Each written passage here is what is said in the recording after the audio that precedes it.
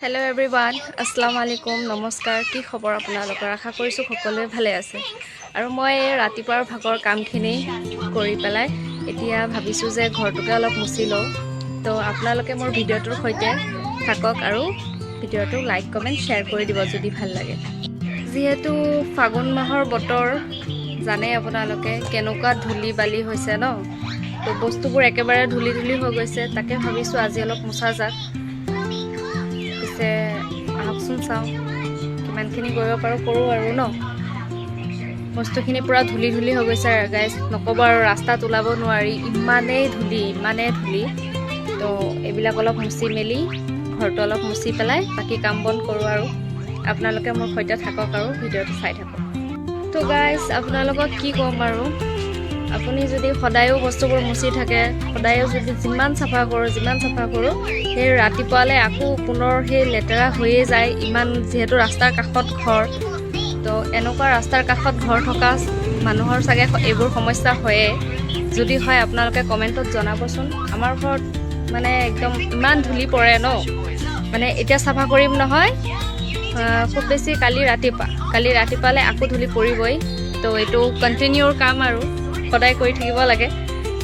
তো তাকে ভাবিছোঁ ক্লিন কৰি লওঁ, পাছত আৰু গা পা ধুই পেলাই আৰু আজৰি হ'ম। তো আপোনালোকে চাই থাকক ভিডিঅ'টো, যদি ভাল লাগে তেনেহ'লে ছাবস্ক্ৰাইব কৰি দিব চেনেলটোক।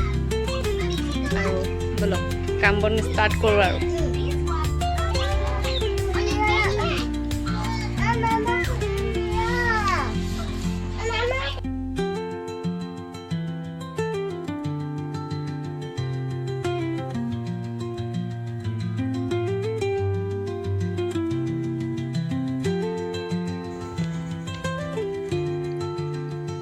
আৰু এইফালে ফ্ৰেণ্ডছ, মই চব চাফা কৰি লৈ আছোঁ। শ্বকেছটো বৰ ধূলি হৈ গৈছিলে, জানেনে বাৰু। এনেহ'লে ইমান ধূলি বেছি নপৰে বাৰু, কিন্তু মানে কেইদিন ধৰি মানে ৰাস্তাতে কাম চলি আছিলে। ৰাস্তাৰ ছাইডত কিবা পানীৰ পাইপ নে কিবা এটা লগোৱা হৈছিলে, যাৰ বাবে ৰাস্তাৰ পদূলিমুখত বৰ বেছিকৈ ধূলি হৈছে। আৰু যিহেতু আমাৰ আগফালে মানে ৰাস্তা দি মানে গাড়ী চাড়ী গৈ থাকে, বৰ বেছি গাড়ী অহা যোৱা কৰে, চিভিল ৰোড পৰে যিহেতু। তো চিভিলৰ মানুহ গাড়ী এনি টাইম মানে গাড়ী চলাচল হৈয়ে থাকে আৰু। তো সেইবাবে গাড়ী যিমানেই বেছি গাড়ী যায়, সিমানেই বেছি মানে ধূলিখিনি ঘৰলৈ আহে আৰু। যিহেতু আমাৰ ঘৰটো একদম ৰাস্তাৰ কাষতে, সেইটো কাৰণে মানে একদম সদায় মুচি থাকিব লাগে। আৰু আজিকালিতো মই ইমান বেছি মানে বহা কামবোৰ কৰিব নোৱাৰিছোঁ যে, সেইটো কাৰণে মানে অলপ দিগদাৰ হয় আৰু।